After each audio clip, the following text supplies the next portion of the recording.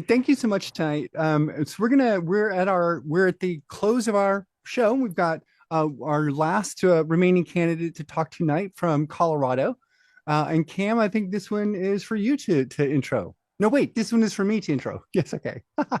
Here we go.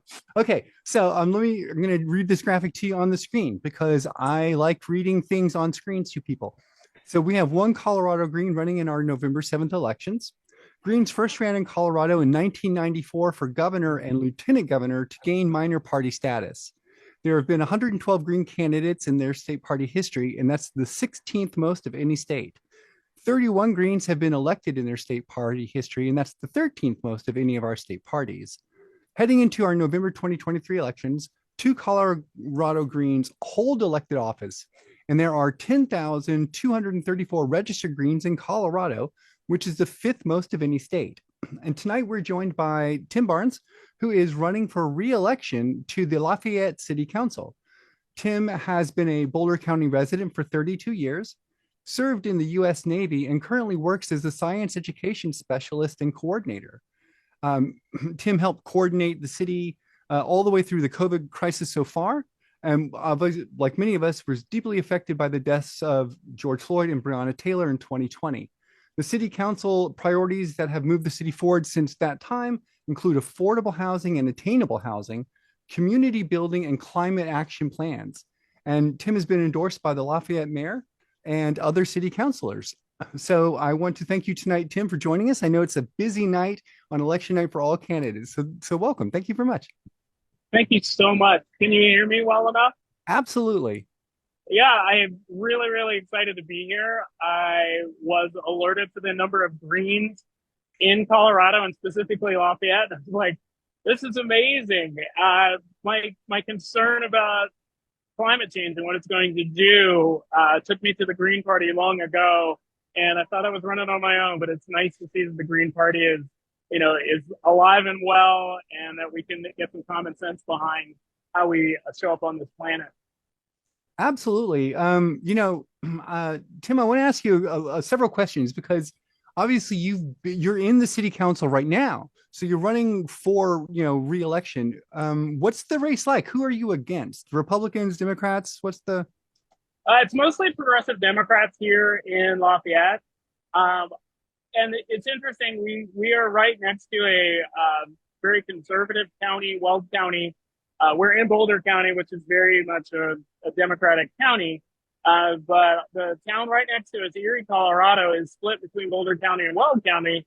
So there's a very conservative population not far away, and Lafayette has quite a mixture. So our council has been progressive Democrats for a long time. I think I'm the only Green on the council, and that's fine. I'll work with anybody in order to do the right thing. So did you have other candidates running against you or? I yes. There are actually 7 people running for the 5 seats that are available. And I'm running. The mayor and I, both of our terms have run out. The election results, actually, I can take you down there and have a look. Okay. And that local, very unique establishment called Bounce Empire. Sorry, I'm giving everybody a little No, that's maybe a fine. fit, but maybe you can see it. It says Bounce Empire. Yeah, do a couple of double backwards flips for us, will you? Okay, definitely. Um, let's see, somebody's calling in. Not now. We did lose the video for a second there. Okay, hold on one second. I'm trying to get rid of this call.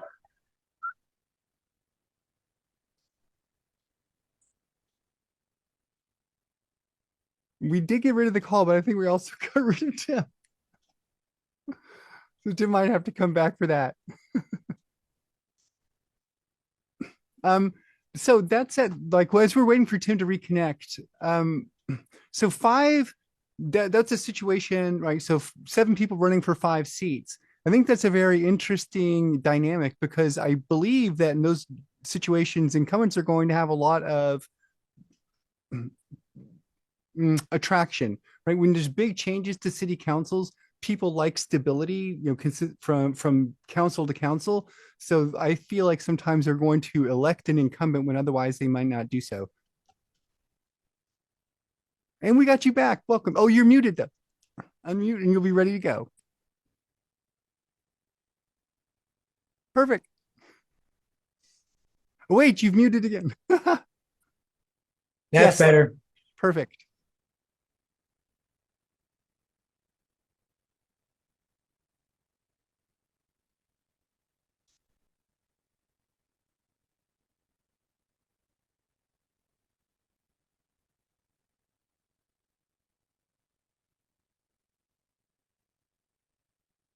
Oriented um, venue. There's giant inflatables. We've invited the mayor and I invited all of our friends here, and the owners invited in people so we can build community. And the children are jumping on inflatables. The rest of the adults are in the movie theater watching things happen in there. And the reason I was going to go down there is that the results are in, and right now I've got 2,400 votes. The mayor and I are incumbents, and he's got like 2,900 votes. So both of us are ahead right now in the election against all the other five candidates. Well, that's good news. Sounds like maybe you're going to get in there. When did Yeah, the it looks like it. Yeah. Did you have a number you were hoping for to know that you won for sure, or? Well, I'm more of a science educator than a politician, so I'm not. If I win, great. I don't know what the number is. Just, Okay. if the people want me to do this, I'll get in there. Fantastic. Do you have any advice for other people who are thinking of running for office? What to do to be successful? Absolutely, yes. If you want to run for office, stay true to your values, be entirely open, and understand that everybody is going to be, they are where they are, but assure them that you are doing your best to represent them and the other people around you, and that we're all in this together. But at some point, we've got to make some hard decisions, and those hard decisions are going to pay off for everyone. So, just be adults. Yeah, you can't overestimate the involvement. The community involvement is really important. Yeah. Tim, I want to ask you, do you think that your earlier run had any impact on your current like runs right now? Do people really were happy with your policies and they're like, oh, this is great, and have talked to you about them and like, we love this and we're going to keep voting for you? Or do you think that it was a new campaign and election all the way around? Actually, it was definitely a new campaign, but I had a secret weapon, my wife, Megan McCracken.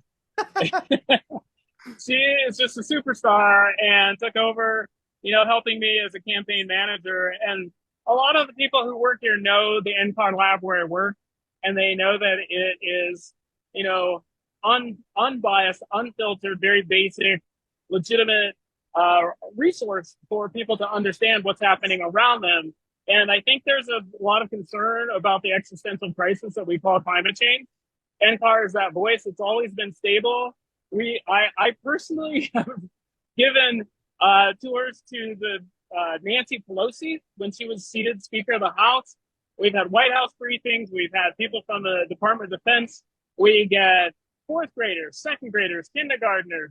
We get all the people around the world. So I think just knowing where I come from and knowing my family and my background, I feel that people didn't have any questions about where I stood. And I'm helping fill some of the gaps. And what do we do around this, this threat that I personally think is a bigger threat than a pandemic. So I hope to help, fill in the gaps of what we might need to know.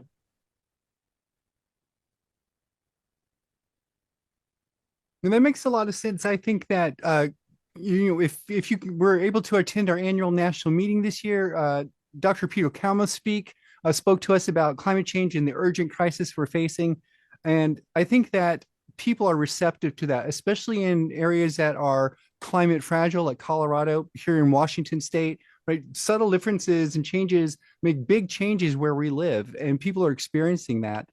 I know that Greens tonight have overwhelmingly talked about like their campaign strategies, and the one that has been like the number one strategy is get out knocking on the doors, like putting the feet on the street. Was that like your strategy as well, or did you kind of rely on the process? I didn't knock on nearly as many doors. I can't compare to our mayor. He knows everyone in the city. We have 31,000 people. He in his first campaign, he knocked on every single door. So, I got a hard act to follow. I did knock on a lot of doors, but I also tried my best to go where people were. Like we have a special residence home for older adults.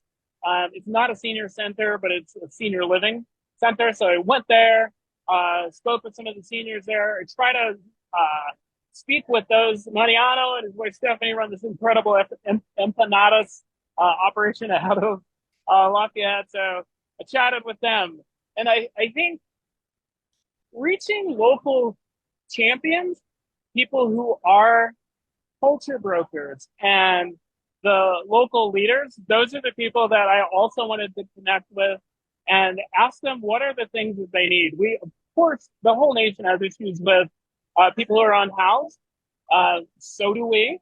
But we have infrastructure issues. We have housing challenges. And everybody's story is important. I spoke with one woman who lives right across from special housing that's set up for us. And, she's not rolling in a lot of money. And she talked about how she helped a family that didn't have enough money. There's a mom who didn't have enough money for her 6-year-old daughter's Halloween costume. She wanted to be a witch. So this woman took the $8 that she had, or $12, whatever it was, and she bought that for her. So I think spending time talking with individuals about what their situation is was where I focused. And it's not the typical strategy, knocking on tons of doors. I try to go to heart centers and really hear what people, what they're concerned about. And, there was an unhoused guy standing on one of the street corners today. His name's Tuba. And I said, how are you doing? He looked a little depressed. And, I said, how you doing? And somebody else is calling. Sorry here. Oh, gosh. Yes, I'm sure you're going to get a lot of congratulatory phone calls here going up. Yeah, I'm just going to let this phone call roll out so I don't lose you again. My video will come back. But yeah, it's been an unconventional campaign, but I think we are really working on building community. We had some challenges in obviously my first run, but I think we're prepared to really continue the building of community and the breaking down of barriers that we started 4 years ago. COVID was rough. It was really rough. There was. Well, I think it's fantastic, and it's so wonderful that you join us and that you're here. And I know that Greens across the country will be watching you and rooting for you to be successful, of course, in this election, which looks like it's a done deal, but then also in your next term and the good work that you're doing. And hopefully you'll stay connected with us too, as much as we can, living all over the country. We got to start wrapping it up a little here. And I wanted to invite artists back, because this is another candidate who's been watching and who's on here. So you stay around with us. But artists, if you could come back and also Doug, if you're here, if you're interested in making any closing comments as we wrap it up. But I think artists wanted to talk a little bit about some ballot shortages in Mississippi, possibly. So can we hear back and get an update from you, sir? Yes, sir. There are some reports of some ballot shortages, especially around the Hinds County, Jackson area. And so the polls are open until 9 o'clock now in that area. Mm-hmm. Exciting update. That's right. When you say ballot shortage, this strikes, right. This is an odd phrase to me, especially given what I know about like the closing of ballot access places in Mississippi and all the rest. One of the things I think that, and this is a little anecdotal, but they would, if voting didn't matter, they would not keep trying to disenfranchise people from their vote. Voting does matter, and that's what we all believe in. Of course, we're in an electoral party, but I wish more people understood this. People are deliberately taking action to take your vote from you. And it's because your vote matters, and what you have to say does impact our society. People should vote. And, I know for a lot of folks, the reason they don't is because they don't connect with anyone. We've got a great slate of green candidates all across the country. Y'all are here tonight, and y'all are the kind of candidates who people see as different, right? You're not part of the status quo. You're not bought by big money, and you represent a real change and different view, an honestly different perspective. And I think most people, even if they are comfortable, are ready for a change. They're ready for something different. Yes. Yes. Now, I agree 100%. Yes. well, hopefully they'll have more ballots printed and they'll be delivering them to the polling places now, because that could be a really good sign, a sign of poor planning, perhaps, but a good sign that more people turned out to vote than were expected. So we'll have to see that there. I think we're about ready to wrap it up here. I don't know if anybody has any other closing comments to make here, but I want to make sure to give a thank you, and a shout out to Mike, but also to Starlene, the producer, and Craig and Ann, the other producer. I think Craig is the technical guy who's been working it so we can do this kind of programming. Mike, did you want to have last comments? Anything to add? Night results on gpelections.org. It is our national party elections database site. We will be continuing to update the results there, and hopefully to continue to report more exciting results.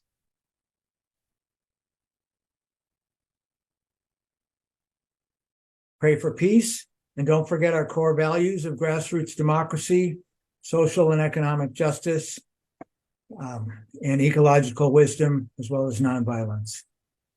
It's been Thank a wonderful you for the opportunity to be here. Yeah, this has been wonderful. I've been so pleased to meet so many candidates, have a chance to listen to you all, inspire me, hopefully inspire other potential Green Party candidates as well. It's hard, it's daunting, but knocking those doors and speaking the words, is the way to go. And I think that all of y'all are great representation of Green Party values in your different communities. And it's the kind of thing that, indeed, as you mentioned, Tim, we're a live and thriving party. We've got plenty of candidates everywhere, and it's important for these kind of moments for us to connect, feel that, understand we're building a grassroots movement all across the country. It isn't top down. As Mike was talking about earlier tonight at the start of the program, all these top down parties that started earlier, they're all gone, right? They don't exist anymore. We are a bottom up party, and we still exist because of that. And that's the way we build power. That's the way we change the nature of society. People always look at these big elections, but we all know that it's these smaller local municipal elections which make real change and real difference in our lives. And if there was any one magic wish I could have out of this meeting tonight, would be that more people realize that they don't have to be an expert. They just need to put their hand up and run for office, and they can change the world for the better. Doug, do you want to make a last comment? Very preliminary results in the town of Windham in Connecticut, and we have certainly won 6 of the seats in this town. A 7th may happen. It is in the complex moments, but one of the key tight races we have lost, and we will have to decide what to do with that excellent candidate in the days ahead. There are opportunities, of course, for some people to move aside and seek to have her appointed in their stead, or other solutions. But we've had 1 big loss and 6 adequate wins. Excellent, and congratulations. And it's too bad about the loss, but appreciate all the work that you do. Appreciate all the work that everybody is doing. I don't know, Artist, did you have one more comment? Your hand is up.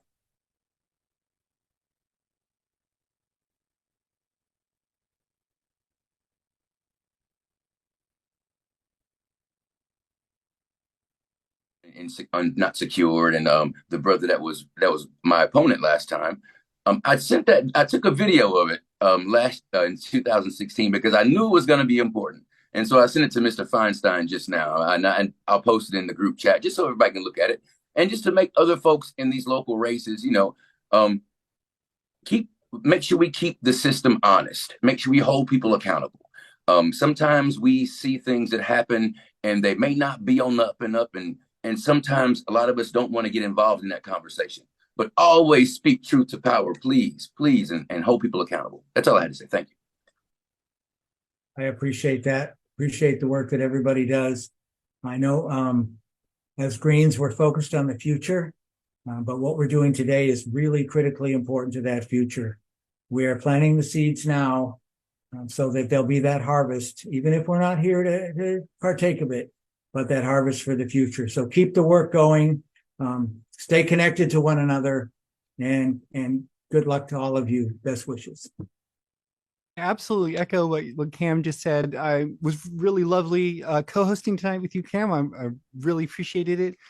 Thank you, Craig, for getting all of the tech in the back end working properly and going great. Thank you so much, Starlene and Ann, for producing this, for finding the candidates and booking everything and getting it all done. I know it wasn't the easiest thing, but these things are so important and so meaningful for all of us. And I'm really just honored that I could be a part of it. Just kind of thrilled, actually. So thank y'all for like having me here. And I don't want to speak for anyone else, but I'm really appreciative of the effort that Mike put in, especially on the back end to get all the data, all the statistics, like how many people are here, like all that's really complicated stuff to find. And it takes, dedicated time and effort. And, we as a party are really indebted to Mike for that effort. And I appreciate it a lot, Mike. And I think that's my final closing remarks. I guess I would say this. In my role as several different chairs in the party, it's important for me to really be mindful of the message that we send to the country. And I think the message that I hope we send is one of passion, one of commitment, one of accountability, and one of strong moral and ethical standards. And I think those kind of things shine through all the time. We know we're building for the future. We are a young, small party. So it takes a certain mindset to know that you're going to run initially and lose, right? You've got to keep running. But we win, we overcome. And as we know, we're sitting at thousands of elected Greens over our time, right? We have a strong winning percentage when we run, especially at the local levels. It's close to 50%. 50%. That's an amazing statistic. Like if we had 10,000 Greens run, we'd have 5,000 Greens elected. Oh my gosh. So it's just the kind of thing that I wish I could build more excitement. And these kind of meetings with candidates who are energized and all across the country builds this excitement for me. And I hope it does the same thing for every other Green who watches this, who was here tonight, or may watch this in whenever in the future. Hi, future people.